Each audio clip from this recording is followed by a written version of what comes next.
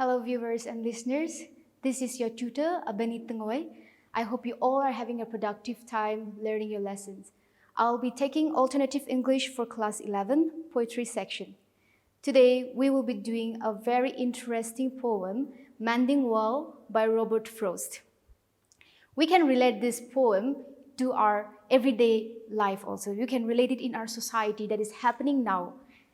Now, Robert Frost was a leading American poet of the 19th and 20th century who is well known for his use of imagery in poetry. He is not known as an experimental poet, but rather he uses traditional method in describing the world he sees it. He has also received 4 Pulitzer Prizes for poetry in his lifetime. Mending Wall is the opening poem of the second collection of poetry entitled North of Boston that was published in 1914. Mending Wall narrates a story that is based in New England. Here we have a story about a fence between the speaker and his neighbor. There is this fence between the speaker and the neighbor where they rebuild that wall every spring. And this happens in New England. Both of them are farmers. Okay, so this poem, it consists of 45 lines in total, but it is not divided into stanza. It is written in blank verse. Blank verse meaning it is written in poetic meter, but it is not rhymed. The lines that we find in the poem will not be rhyming. So you have to keep that in mind that it is written in blank verse.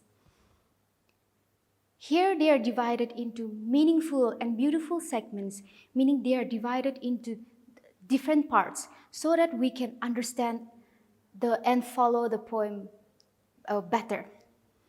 From the opening lines of the poem, we get to know that the poet speculates that there must be something that does not like the wall in that vicinity or in that area, and so it keeps on breaking down.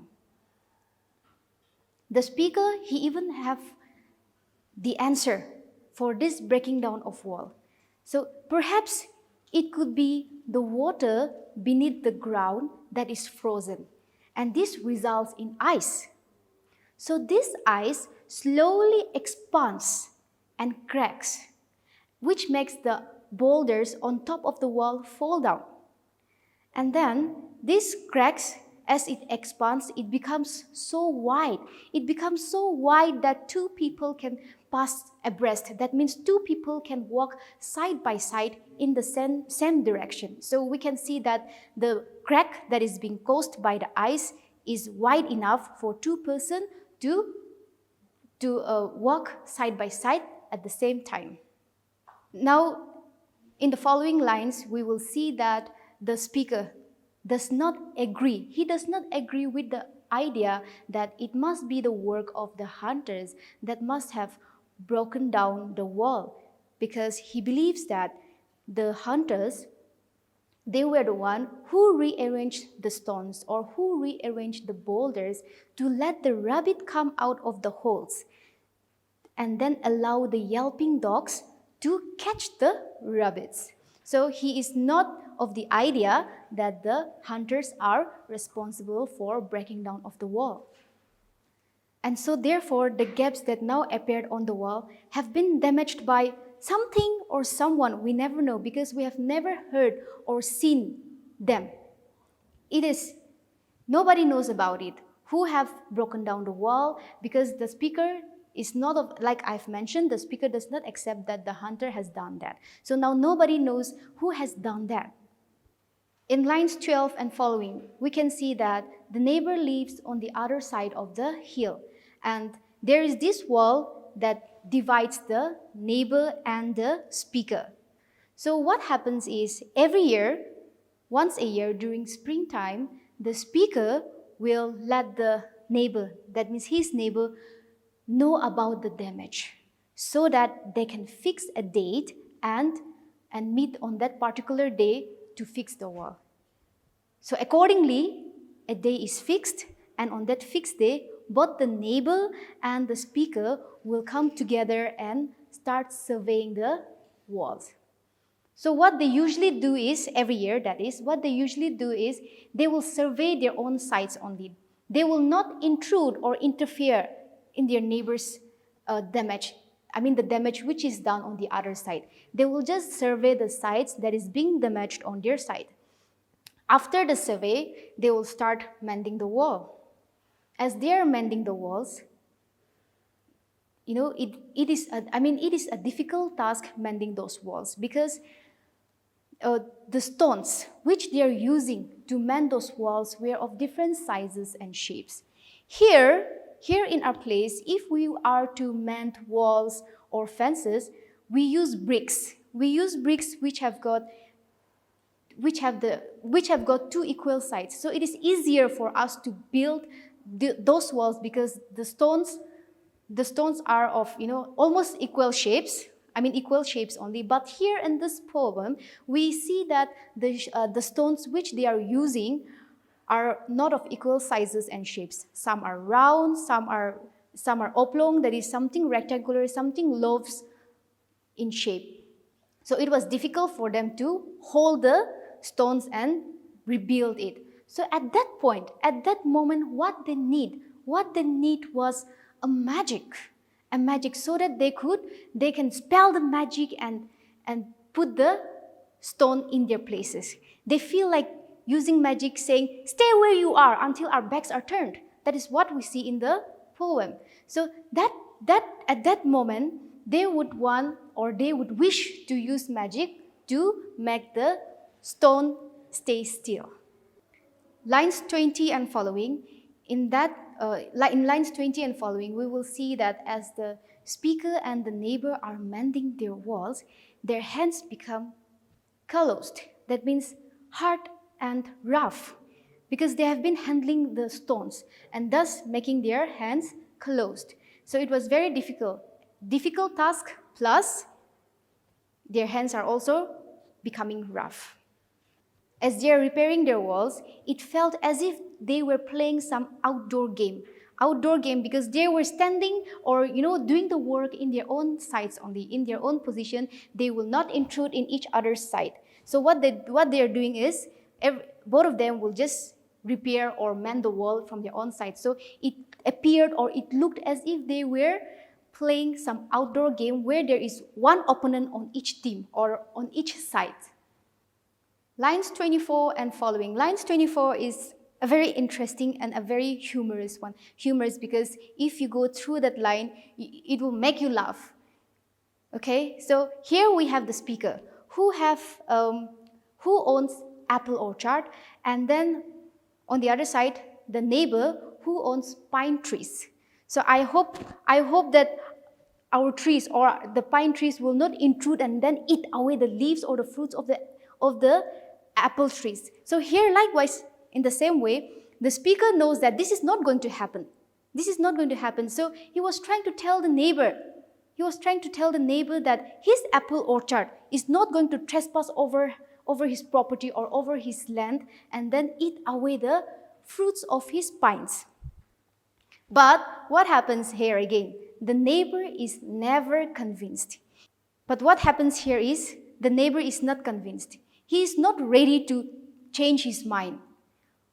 He will always say that good fences make good neighbors. That is the conclusion that the neighbor will always have. And the speaker is also very sure that the neighbor will not change his mind. But still then, during springtime, he becomes very mischievous. He become very mischievous that despite knowing that the neighbor will not change his mind, he will tell him not to build or repair those walls. The neighbor too has a logic. In mending the wall. His logic is that good fences make good neighbors. And so he want to keep his words straight and to the point without changing his mind. And that is why the speaker was not able to convince him in whatever way he tries. Lines 30 and following. In these lines, you will see that The speaker would also like to know how or why good fences make good neighbors. Because you only need walls. That is according to the speaker. You only need walls only if you have cows in your property or in your area, so that the cows are protected and they don't go missing.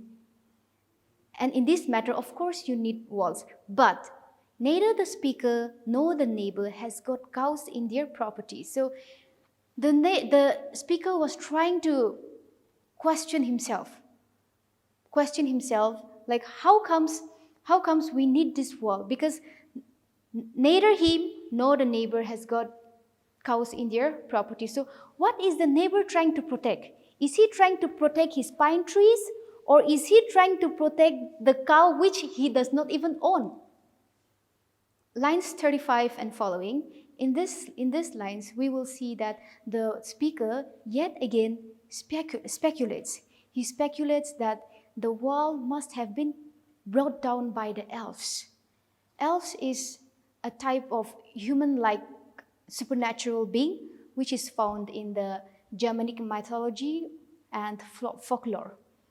So he have the idea, or he speculates that the elves must have brought down the wall. But he does not want to tell this idea to the serious neighbor, because he knows that the neighbor is not going to believe that. So why waste his time like that? So he thought that he will just let his neighbor know by himself, or make him realize by himself, instead of the speaker telling him about that. And as they are working in rebuilding the wall, the speaker noticed one thing. He was also rebuilding his wall, at the same time, he noticed his neighbor. He noticed his neighbor, that his neighbor was looking like an old stone savage. So savage is a very offensive word that you refer to a person who is very simple and then not highly civilized. So the speaker here, he's using a very offensive word, but he does not tell that to the neighbor, or else it will be a problem. You cannot tell an offensive word to somebody just like that. Okay, so there he noticed that his neighbor looked like an old stone savage, armed with stones. So his weapons were those stones which they were using for rebuilding the walls.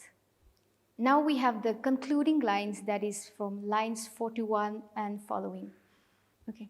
Now we have the concluding lines, that is from lines 41 and following.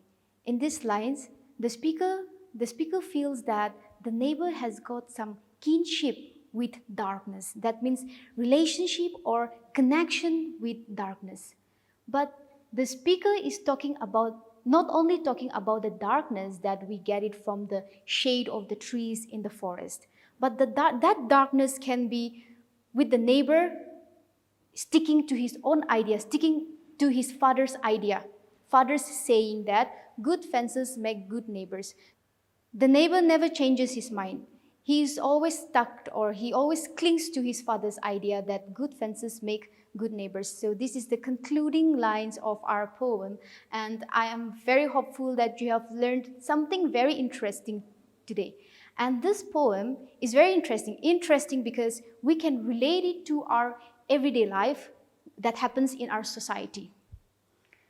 There are some of us who would like to agree with the speaker that you need not need any wall to create this boundary.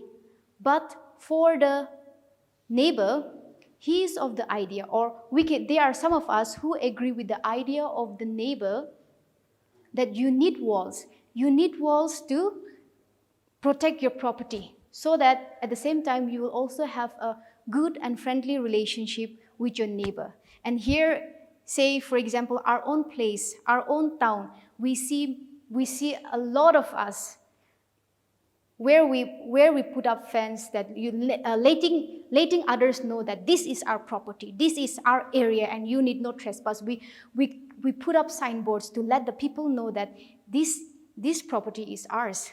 And there are also some who does not care about it, who would not like to put up signboards or anything. because they believe that this world is a free world and you can go wherever you want. Okay, this is the end of our poem. Thank you so much for cooperating with us and having your time with us here. Join me in the next video. Until then, stay safe.